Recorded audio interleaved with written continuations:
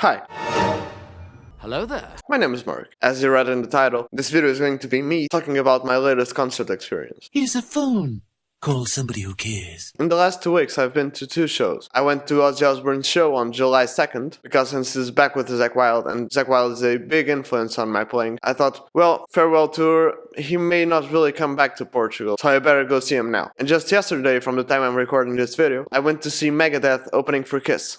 Nice. And before I tell you what happened, please leave a like on this video and subscribe to my channel. YouTube has been acting a little bit weird lately. Even if you subscribe to a channel, if you don't turn on all the notifications, you may really not be notified of that channel's content. If you like my content and want to keep watching, leave a like, subscribe to my channel, turn on all the notifications, and maybe perhaps leave a comment. Oh, well, what have I said? Well, if you... Yeah. Even if you don't care for none of that, wait till the end of the video. I have a giveaway you might be interested in. Now we're talking. Also, you may want to check out some of my other videos. Maybe like how baby metal changed my songwriting. Or maybe this really bad pop song has all the jazz chords. And lastly but not leastly, how about some tips to make the people on the audience and the people you're playing to think that you can play and perform like a pro. All of those videos will be on the card section right there, and on the annotations of the end screen. So please, stay tuned. Please proceed, Governor. To be kind of honest, I've been kind of sort of unlucky when it comes to the gigs I've been going to lately. For instance, a couple of years ago, I went to the Portuguese version of Rock in Rio to see Korn and the Hollywood Vampires. And it was a weird experience, really. Korn started playing, and after a little bit, everything went down. All the other bands on the other stages kept playing, but Korn got shut off. No one really thought much of it. Everyone thought it was probably just a power breakdown or something. They'll get the power back running, and they'll just keep playing the gig. And that's what happened. Kinda. They got everything up and running again, but again, after a song or something, everything broke down again. They tried a couple of times more, and in their last try to keep playing the gig, they actually managed to play a couple of songs. But after the power broke down again on that last time, they just packed their stuff and stopped playing. Hey man, that's not cool. A bunch of time lately, the Hollywood Vampires came on, and they ended the night with their set. But I was really bummed out about it. And the fans were like, Oh my god, this really sucks. I spent my hard-earned money on tickets to not be able to see or hear the show. but this last one was even worse. As I mentioned before, I went to see Ozzy Osbourne and Zakk Wylde, who had Judas Priest as their opening act. Hell yeah. And to be honest, it was a cool show. The guys from Judas Priest were great. Whoever the soundman was did a really bad job. It felt like the guitars were completely scooped, and you couldn't really understand what they were playing. And at least for me, that was a really big bummer. Richie Faulkner is a beast, and I really wanted to hear him play. And even for someone who knew the lyrics, Rob Halford's voice was so badly acute that you really couldn't make out what he was singing. It was really cool to see Glenn Tipton play the last couple of songs, even though he's struggling really bad with the Parkinson disease. Everyone in the audience loved it, so please Glenn, keep fighting. The only thing I thought could have been done a little bit better would be to ease up on the dive bombs.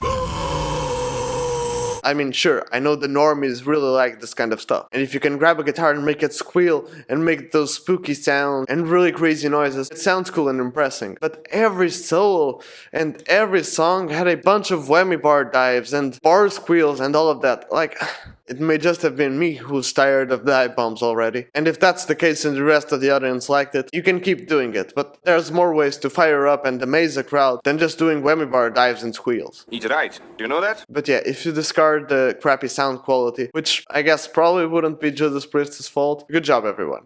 Good job. After that, it came time for Ozzy. And I mean no disrespect to Ozzy, but I can understand why this is his worldwide farewell tour. It's not like I'm saying Ozzy can't sing, but especially his type of songs and genre, it can get really demanding on Ozzy's voice. And even though Ozzy seems to be managing his aging well, the man is old, and it takes a lot of energy to keep putting on a show like that. I mean, it's not like he's running around the stage, but he goes back and forth quite a while, and he tries to fire up a crowd. I want to hear a real crazy crowd start singing with me. Are you ready? One thing I could easily notice was that to make Ozzy's job much easier, they down-tuned the songs. And that's not bad, but considering some of Ozzy's songs are a half step down, or maybe in drop D, or even a whole step down, when you start detuning those songs, at least to me, the songs got much darker and much more heavy. Carl, could you play some Happy Skippy music? Since the songs were down-tuned, Ozzy was generally able to sing the songs properly and not really go out of tune that much. And of course, Zakk is a beast, and it was really awesome the whole time. The only thing I would perhaps suggest, or maybe that I wasn't really such a big fan of, was they spent like at least 15 minutes on mindless shredding and drum fills. From what I understood, Ozzy needs a break when it gets to the half point of the show and leaves Zack playing a solo along with the other guys. Zacky Boy with his crazy beard, boots and kilt, and wild audio guitars with massive necks and crazy pinch harmonics and pentatonic shreddery.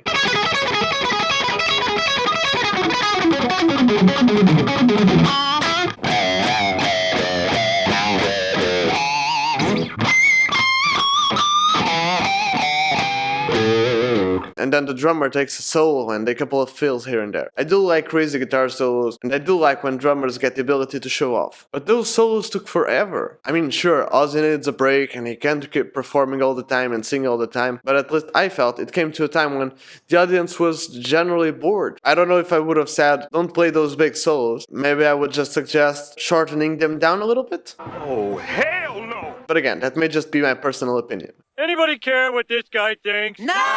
Basically, a week later, on the 10th of July, there came Megadeth and Kiss. And I guess I wouldn't be that far off to saying this was the biggest hard rock show of the year here in Portugal. It even got to the news that Kiss was returning back to Portugal after like 32 years or something, which is crazy. I know, that's crazy. I mean, yes, Portugal is a small country and not everyone is a fan of rock and hard music, but still, many of us, the fans, felt like we weren't good enough. I understand all of the logistics around it.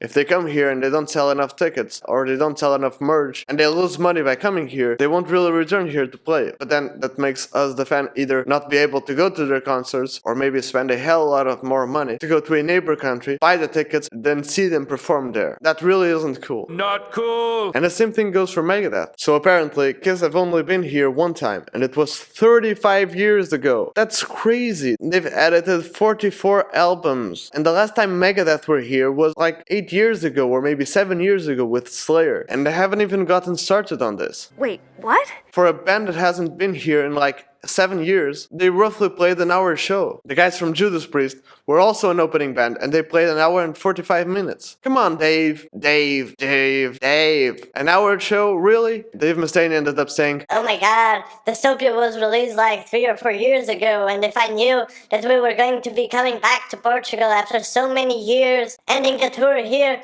I would probably started the tour here or something. First of all, I don't really think that's true, I doubt it a lot. But even if you're being honest, an hour show? Really? Dave! No wonder you got kicked off of Metallica. I'm kidding, Dave, I love you. Megadeth is my favorite band and my #1 influence. I just would have liked to see more of you. When it came time for Kiss, well, they're Kiss. They have the crazy lights show and the crazy pyrotechnical show with all of that tongue and spit and blood and thunder and fireworks, and Paul Stanley going up and down a rappel to a stage on the other side of the arena. I mean, yeah, it's their show. What more can you add to them? They're Kiss. They're awesome. Oh, really? For those who really aren't aware of my content and influences, I guess I can say I'm a little bit of a Kiss fan.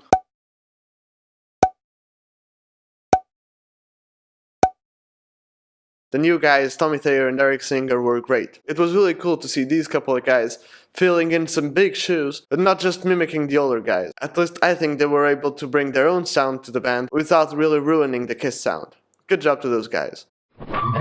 But Gene and Paul. Paul. I mean, like, they were great and all. But Gene, come on, you can't play Detroit Rock City and not play the little filler bass line on the verse. You know what I'm talking about. I'm talking about the... How can you not play this, Gene? You did this back in 19 whoever knows when. Not playing that killer bass fill or that little bass line lick, whatever you want to call it. It's like playing I Was Made for Loving You and not singing the... Can you see the problem in this? And they didn't play the little beginning solo lick thingy on I Was Made for Loving You.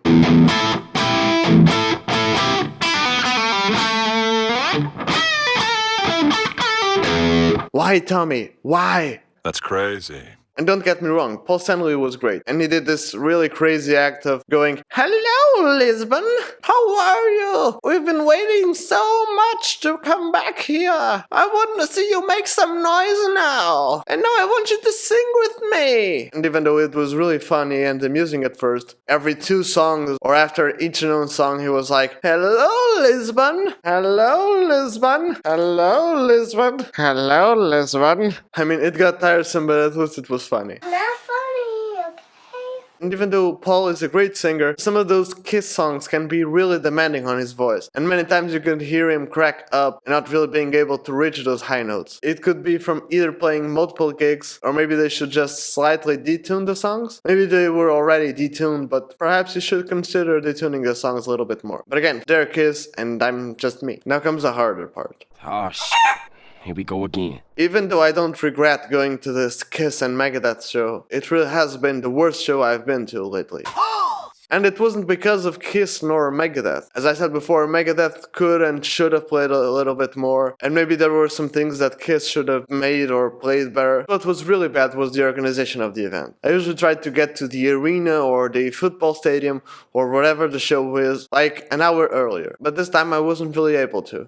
I only got there like, I don't know, half an hour earlier. In a normal situation, that would have been a really tight time limit. But this time, I would have probably needed to get there like 2 hours earlier. Wait, what? As I said before, this was probably the biggest hard rock show of the year here in Portugal. You got a band from the Big Four, which hasn't been here for like 7 or 8 years, opening up to a famous worldwide band who hasn't been here for 35 years. And whoever put up the event thought, Okay, this is probably going to get a lot of people. And since Kiss has a fire show, we probably should play in a football stadium. We have space for a lot of people, and if something goes wrong, we're not trapped inside a closed building. But then let's make people enter and leave to and from a building that has many entry and exit points. Let's just make the fans have 1 entry point and 1 exit point. "Oh, who was the dumbass who got that idea?" I mean, they were smart enough to not just get some kind of security agency and get the real cops on it, to search the people going in for weapons and stop people if there was some kind of a fight. And they even had big guns if they needed to. But then they did nothing. I'll try to show you how bad it was. This is the football stadium the show was going to take place in.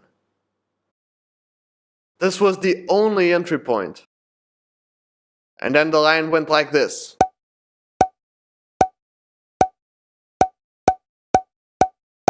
Are you for reals? People were freaking out. It's not like I didn't go to the show for Kiss. But if Kiss and Megadeth were playing at the same time, I would probably go see Megadeth. They're just my biggest influence and my favorite metal band. And I've been waiting for this show for years. And because of some dumbasses who decided to get 1 entry point for thousands and thousands of people, I was only able to be inside the arena to watch Megadeth perform for like half an hour. The rest of that time, I was stuck outside. And sure, I know what they're going to say and what you are probably thinking too. Well, if you wanted to go to the show, you could have been there earlier. Yes, I could have been there earlier. But Kiss and Megadeth, who again were the biggest rock show of the year, were playing on a Tuesday night. For many people, that's a work day, and many of them had to rush from their workplaces, still not get there in time, then being stuck outside. I mean, I was able to see half of their show, which again, half an hour, come on, Dave. But what about the rest of the guys that were stuck outside? What about the rest of the guys that weren't able to see the show properly? Once Megadeth were like, I don't know, 40 minutes or 45 minutes, they decided to open another entry point here. But that was too late. For those guys who were just thinking about seeing Kiss and maybe seeing Megadeth, like maybe, it was alright. But for those really hard fans who wanted to see Megadeth too, I mean, for those who know Megadeth, let me just share with you. I missed Hangar 18, I missed The Threat Is Real, I missed Fatal Illusion, I missed Tornado of Souls, and probably a couple of others that I really can't remember right now.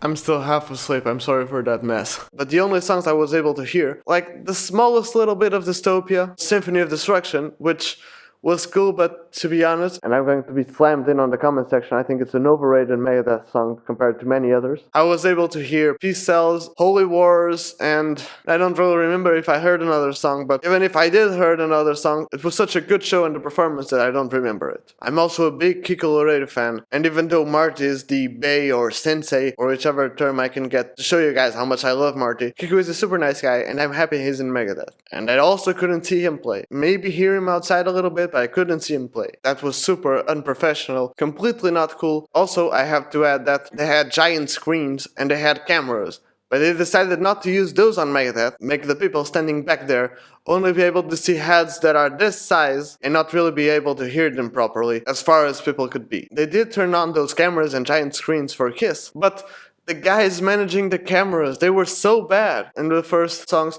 there was this like 5-minute period where they stopped working and then they came back. But the guys working the camera, they were so bad. For instance, imagine Tommy Thayer playing a solo. Instead of filming Tommy Thayer play the solo, they were filming Paul Stanley's head breathing. And when they realized Tommy Thayer was playing a solo, instead of pointing to his guitar, they were pointing to his face. I mean, sure, guitar faces can be amusing, but if he's playing a solo, film the fucking solo! I mean, I could have survived with not having giant screens for Megadeth and Kiss. I'm not a super tall guy. For the short guys like my mom who went with me to the show, she couldn't see a thing during the Megadeth show, and she was barely able to see something during the Kiss show. But being stuck outside because one or a couple of dumbasses thought it would be a good idea to have a really small opening for thousands and thousands of people, I say screw that guy. And again, for those guys who weren't able to see the show, they're probably not getting their money back. But yeah, I guess that's it. I just wanted to share this with you guys. Don't worry, next week we'll return with the regular guitar lessons and music related topics. Nobody cares. But yeah, as I mentioned before, thank you so very much for watching. If maybe you were at this show, perhaps leave a comment below telling me so. Have you had some worst concert experience, or what was your best concert experience? I would like to know. As I mentioned before about a giveaway,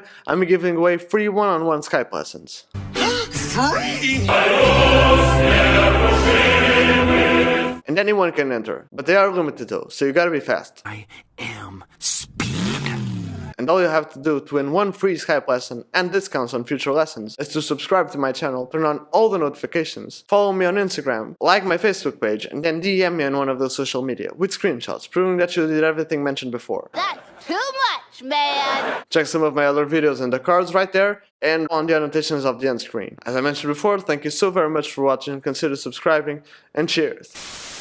The best part of that filming disaster was when Tommy Thayer was playing a solo and was doing all of those tricks of playing his guitar right here and behind their head, so he didn't really have the guitar on his regular position. And instead of the guys trying to film the guitar or something, they were filming his crotch like this. Are you enjoying this? Are you liking it? I hope you are, because this was the quality of the show.